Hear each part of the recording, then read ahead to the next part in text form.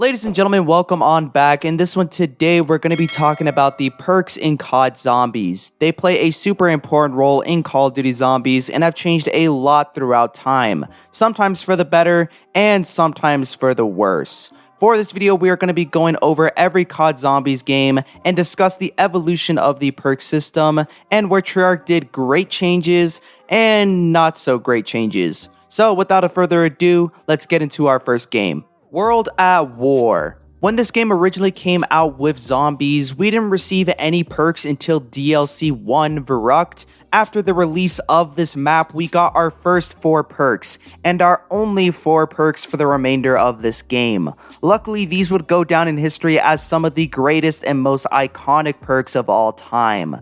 The basis for each of them was very simple, yet incredibly effective. Juggernaut gave you more health, Speed Cola made you reload faster, Double Tap increased your fire rate, and Quick Revive revived your teammates faster. 2 out of the 4 of these perks would be considered incredibly useful, those being Jug and Speed Cola, because regardless of what you're doing in game, they felt like necessities, which for this game wasn't a big deal because you had an option of only picking 4 perks, and there was only 4 perks, so every game you would just pick them up anyways. The other 2 perks, those being Double Tap and Quick Revive, didn't receive much love since the abilities with those perks were only used in specific situations. For example, Quick Revive only worked in co-op when a teammate downed, and Double Tap would only really be useful with slow firing weapons.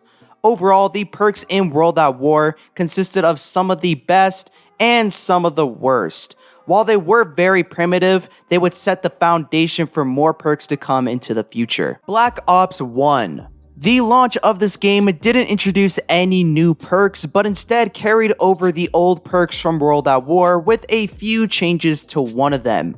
Quick Revive in solo could now revive the player once they downed, acting like a self-revive, which was game-changing. Up until this point, solo players had no reason to ever buy Quick Revive, but with this one change, Quick Revive now stood up on a high pedestal of perks along with Jug and Speed Cola. The only problem was that they didn't implement any changes to Double Tap. Since Jug, Speed Cola, and Quick Revive were so much better, people started to straight up just avoid buying Double Tap because it was a waste of points and it was a common belief that it wasted your ammo. It wasn't until DLC 1 Ascension where we would see the introduction of not one but 2 new perks, Stamina Up and PhD. These 2 perks were not praised as much as Jug or Speed Cola or even Quick Revive, but they were much better than Double Tap. In a normal solo game, a player would buy Quick Revive, Jug, Speed Cola, and then for their 4th perk slot, they would either pick Stamina Up or PhD. PhD was the favorite perk because of Mustang and Sally's, so most people would pick that one. We wouldn't get another new perk until Call of the Dead, where the perk they added in wasn't received too well. Deadshot was on par with Double Tap, so not many people cared about it too much. The only time they would pick it up was when they unfortunately got it from killing George Romero. The perk loadout for this map was Jug, Quick Revive, Speed Cola, and PhD, which was now necessary more than ever because of the Scavenger. And this loadout would stay consistent for players all the way up until we get to Moon, where the last perk for Black Ops 1 was added in, Meal Kick. People would still prefer to use PhD over Meal Kick, especially on Moon where you need the fall damage resistance, but Treyarch did a smart move and added Meal Kick into all the other Black Ops 1 maps, including the World at War remasters. On Kino, instead of having 4 options, where the 4th option was pretty bad, you now had Meal Kick, which made the perk a lot more usable. Overall, when I look back at the perk system in Black Ops 1, I think it's one of the best that we have ever gotten in Zombies. Even though we had a few bad perks like Double Tap and Deadshot, there were still so many aspects about this perk system that made it one of the best, like adding in a variety of new perks and upgrading old ones. But the best change in my opinion is how you can obtain more than 4 perks in this game without using Gobblegum or some dumb exploit. For example, on Ascension, if you can prevent the monkeys from attacking the perk machines, you can potentially get all the perks. Same goes for killing George Romero or killing the monkeys when they're carrying max ammos on Shangri-La, or even doing the Easter egg on Moon. Even if there is one perk that you don't like, you always have the option to do challenges for that small bonus later on. For these reasons, it makes Black Ops 1 one of the greatest games when it comes to perks. Black Ops 2. Similar to Black Ops 1, we grabbed all the OG perks from World at War and made a change to one of them. This time, it was Double Tap, which was in definite need of a rework after it being the worst perk in Black Ops 1, and boy did they deliver. With the creation of Double Tap 2, which now had the ability to pretty much double the damage of any base weapon, the original 4 perks now became the top 4 in all of Call of Duty Zombies. But not all was well, because for some reason Treyarch had to add in one of the worst perks of all time, Tombstone. I've made countless videos as to why this perk was a major disappointment, and it got completely left behind by all the other perks in this game.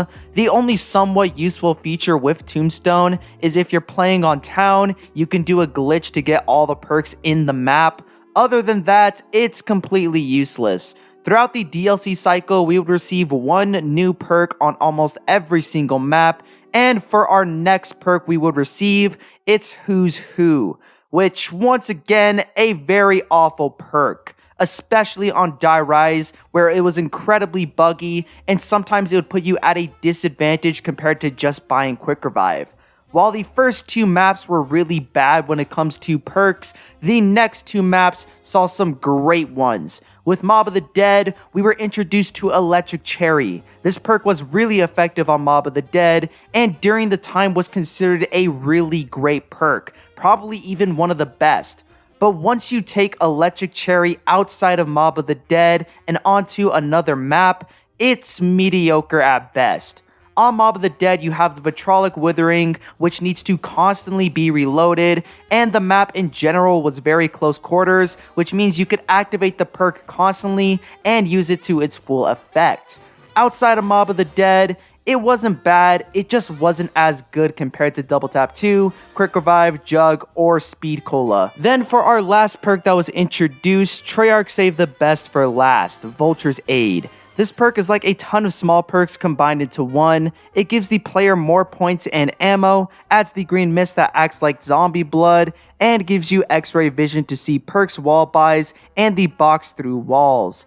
It is a phenomenal perk, and it sucks that it's only on Buried because it would have been incredibly broken on any other Black Ops 2 map. Since Buried has the Paralyzer, the ammo drops aren't that helpful, but if you had them on a map like Origins, you literally wouldn't be able to die. Nonetheless, it still is an incredible perk on Buried. It just sucks that some of its potential is limited. Overall, when it comes to Black Ops 2, the perk system for this game is still really good, but it's not better than Black Ops 1 in my opinion. You have way too many horrible perks in this game like Tombstone, Who's Who, and Deadshot that you end up picking the same perks over and over again. And if you want to get more perks, there are only 2 maps where you can, Origins and Die Rise. But on Origins, the only other option is PhD, and without Mustang and Sally's, it's pretty much useless. Even if there is one perk that you don't like, you always have the option to do challenges for that small bonus later on. For these reasons, it makes Black Ops 1 one of the greatest games when it comes to perks. Black Ops 3. Look, there are a lot of things that I love about this game, but perks are the one thing that I despise about Black Ops 3. For starters, there was only one new perk added in for this entire game, and while it was one of the best of all time, it sucks that it was the only one added in. Widow's Wine is a great perk, and it works incredibly well in Black Ops 3 because the zombies attack a lot faster. It comes with some bonus effects as well, like increased knife damage and custom Semitex grenades instead of frags. But I'd argue that the introduction of Widow's Wine led to one of the greatest problems with the COD Zombies perk system, which is picking the 4 perks that you are going to run for the entire game. The best 5 perks that you can pick from any solo game in Black Ops 3 are Widow's Wine, Quick Revive, Jug, Speed Cola, and Double Tap 2.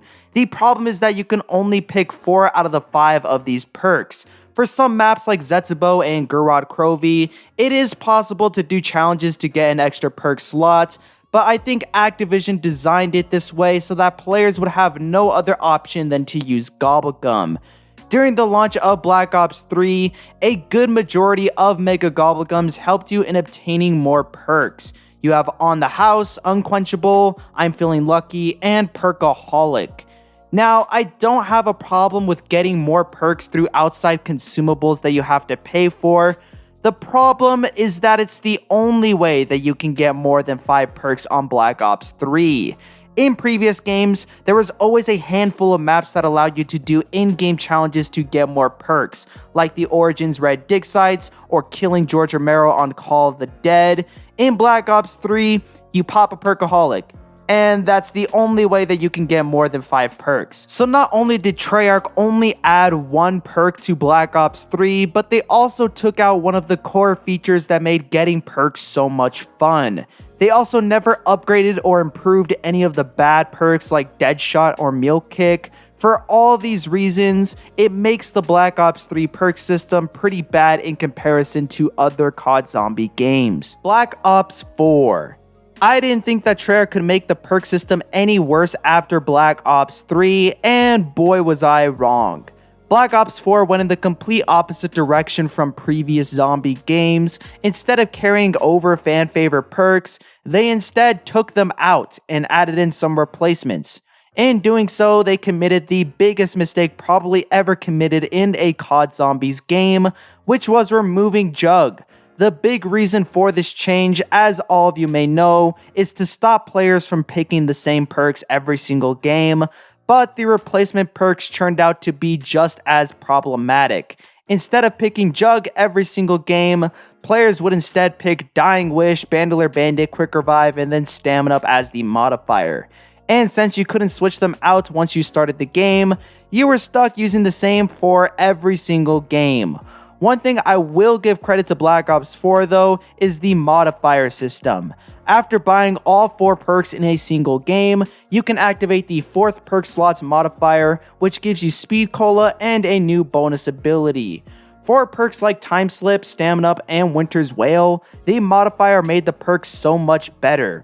While Treyarch added in a large selection of new perks, it didn't really matter because they removed a large portion of old perks which you would just normally spawn in with now. For every solo game, you spawn in with 2 self-revives and Jug.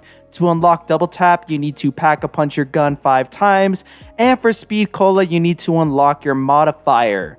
While this technically made up for not having the actual perks, it didn't do an effective job at making all the other perks feel special. Since you spawned in the game with some of the best perks of all time, buying more perks didn't add much to the progression of the game. And with all the new perks they added in to replace the OG ones, a lot of them were really forgettable. Nobody is ever going to seriously use Death Perception, Blaze Phase, or Zombshell. Overall, when it comes to Black Ops 4's perk system, I think it is by far the worst. They had to add in so many different features and abilities after launch to make this system work decently well. I mean, keep in mind, Black Ops 4 launched with a 3-hit down system and no way to get Speed Cola. That's how they originally designed it. Those were all added in later, and when they were added in, they didn't add anything to zombies as a whole. They were there to fix the problem that Treyarch made with the perk system. By removing a lot of clutch perks and keeping the 4 perk limit, players are going to just buy the next 4 best perks. And since they are worse than the OG ones, there really isn't a point in needing them, especially because of the point nerf for this game as well. With all these bad features that were added into Black Ops 4, the perk system was by far one of the worst. Black Ops Cold War.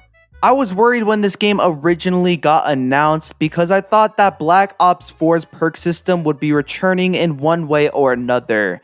But I was blown away with the amount of effort that Treyarch put into this game when it comes to perks. First, they went back to the Black Ops 1 and Black Ops 2 route, where they added in all the original perks and then they upgraded one of them. For this game, the perk that got the most reworks was Deadshot. After you fully upgrade this perk to tier 3, you can deal so much more damage using guns, not only against zombies, but against mini bosses as well. We also saw the introduction of a new perk, Elemental Pop. Now, personally, I don't like this perk all too much, but once it's upgraded to tier 5, it gains the ability of Electric Cherry, and when compared to other perks in zombies, it's by far better than most of them. Not only did Treyarch combine Electric Cherry into Elemental Pop, but they combined Vulture's Aid into Mule Kick, and Who's Who was also combined into Tombstone. So even though there are only 10 perks in this game, when you buy them all, it feels like you have 13 or 14 perks on your person. Which brings us into our next point, which is the removal of the perk limit. Now, when I first heard about this, I was a little bit worried because people would just mindlessly buy all the perks, and it wouldn't matter which perks were good or bad because you would eventually have all of them. But instead, they made it to where every time you buy a perk, the next one gets more expensive. So now, instead of picking the best 4 perks, you pick the order in which you want to buy all the perks. And this order switches depending on what map I'm playing on. If I'm playing on Forsaken, I'd probably buy Death Perception first to get the bonus salvage, but if I'm playing on D Machine, I have to wait until round 19 to buy Death Perception, so in the meantime, I'd buy Quick Revive or Stamina Up instead. This system allows players to still have a choice without punishing them for picking the wrong one. Overall, the Cold War perk system is the best out of any zombies game because of the upgrades and the removal of the 4 perk limit. The only complaint that I have with this perk system is the lack of new perks, but since the old perks all got updated to have more abilities, it doesn't bother me all too much. Hopefully we got to see a perk system like this in the next Treyarch game because it was the one redeeming factor for modern COD Zombies. Anyways guys, it's going to wrap up this video for today. If you did enjoy, leave a like, subscribe, do all that. Leave your comments down below if you want to see me do any other type of content. Check down the description as well for more zombie related videos. And yeah, got nothing much else to say, so peace.